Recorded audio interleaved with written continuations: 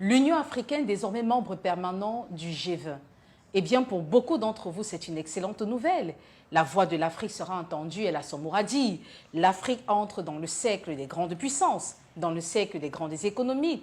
Et si on prenait en compte certaines réflexions pour mieux analyser la chose et se demander si ce n'est pas le début d'un cauchemar, ou alors que l'Afrique est réellement un membre permanent, tant dans les écrits que dans la réalité. Bienvenue à tous. Le G20 a confirmé l'entrée dans son cénacle de l'Union africaine. Le continent était jusque-là représenté que par un seul État, notamment l'Afrique du Sud.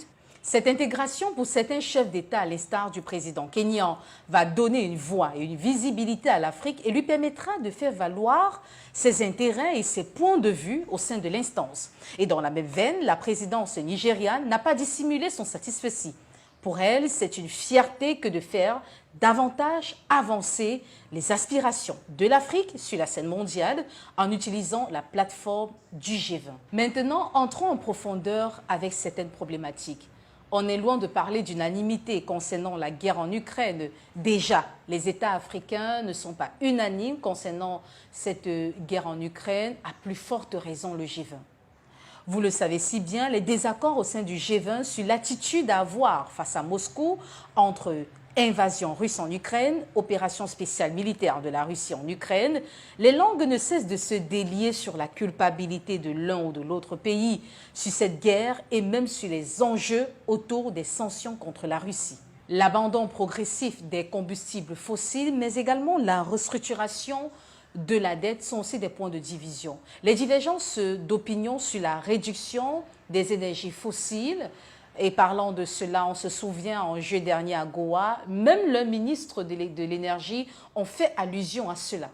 Ils se sont contentés d'appeler à accélérer les efforts sur la réduction de la production d'électricité à partir du charbon non accompagné de dispositifs de captage ou de stockage de carbone. Cela exclut donc de facto le gaz et le pétrole. Pour des organisations de protection de l'environnement, pour des économistes et même des géopoliticiens, c'est un terrible message envoyé au monde, surtout à l'endroit des pays les plus pauvres, à l'endroit des pays les plus vulnérables, qui souffrent le plus du changement climatique, car selon eux, les pays du G20 sont responsables de 80% des émissions de gaz à effet de serre et représentant 85% du PIB mondial. Des sujets pourtant lourds de conséquences pour les pays en développement, en première ligne face aux événements météorologiques extrêmes liés au changement climatique, qu'on face à l'insécurité alimentaire que nourrissent ces frictions géopolitiques et même ces guerres en pesant sur les prix de céréales par exemple. Des inquiétudes qui demeurent et sèment le doute quant à l'avenir de cette famille mondiale,